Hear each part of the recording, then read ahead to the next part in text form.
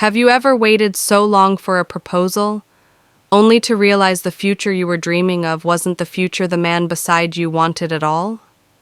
The day I realized I was waiting alone for 5 years, I loved him with intention. Not casually, not halfway. I loved him with the kind of patience that believes time will eventually reward loyalty. 5 birthdays, 5 anniversaries, 5 years of imagining what my last name would sound like with his. And yes, I was expecting a proposal. Not because I was desperate, but because everything pointed to it. We talked about the future. We talked about kids. We talked about one day. I met his family. He met mine.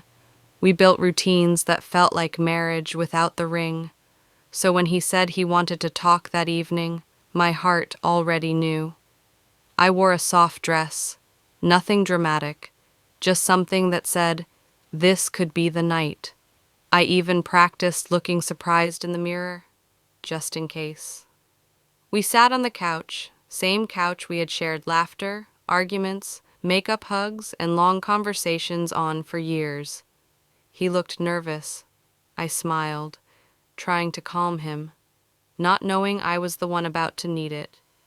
He took a deep breath, and then he said it. "I don't think I want to get married." The words didn't register immediately. They hovered in the air, waiting for my brain to catch up. Before I could respond, he added, "But I want us to have a child. I want you to be my baby mama." Baby mama. Not wife.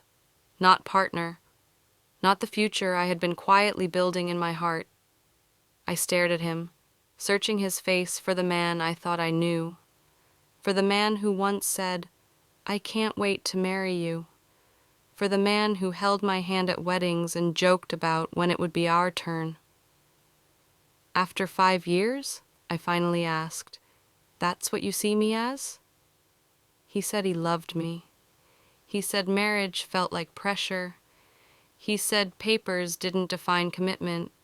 He said a lot of things men say when they want the benefits of permanence without the responsibility of it.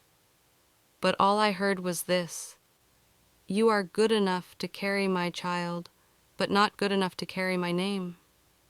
I felt foolish, not because I loved him, but because I waited without checking if we were walking toward the same destination. I thought of all the times I defended him to friends, all the times I said, "He's not ready yet," all the times I swallowed my questions so I wouldn't seem demanding. I wasn't asking for too much. I was asking the wrong person. That night, after he fell asleep peacefully beside me, I lay awake staring at the ceiling. My chest felt tight, but my mind was clear for the first time in years.